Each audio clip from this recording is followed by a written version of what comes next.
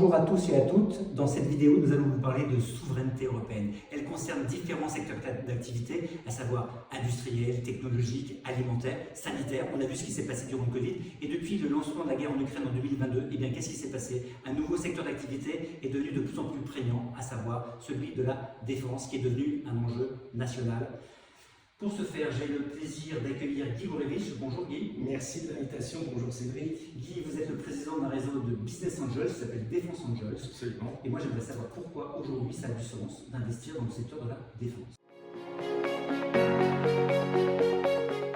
Le gouvernement a mis en place une loi de programmation militaire très importante qui a beaucoup progressé et qui est devenue aujourd'hui une part prépondérante, je dirais, du budget du pays. Ça, c'est la première raison, c'est que ce secteur, grâce à cette loi de programmation, permet une visibilité à long terme aux investisseurs. Une deuxième raison est que ce secteur est un secteur très technologique et donc avec des applications dans le domaine du secteur civil, dans l'industrie, dans l'automobile, dans l'agriculture pour la surveillance des champs, mais également, bien entendu, dans tout ce qui est les problématiques de communication et de cybersécurité, par exemple.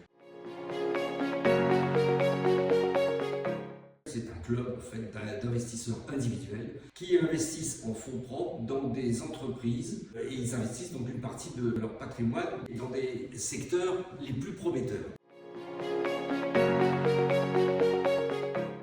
Nous offrons aux investisseurs deux types de véhicules, un réseau de business angels où chacun prend la décision après avoir analysé les dossiers avec d'autres business angels, d'investir et d'investir directement dans la société. Et un deuxième véhicule dont nous allons plus particulièrement vous parler qui s'appelle une société d'investissement ou un fonds d'investissement de business angels qui permet d'investir des tickets mutualisés, donc plus importants, et qui permet également aux investisseurs de disposer d'un portefeuille de participation, ce qui permet de moduler le risque. En matière de fiscalité, en France, on a une fiscalité très avantageuse, mais là, Cédric, vraiment, vous êtes meilleur spécialiste que moi sur la question. Je vous laisse la parole là-dessus. Bon, bah d'accord, voilà.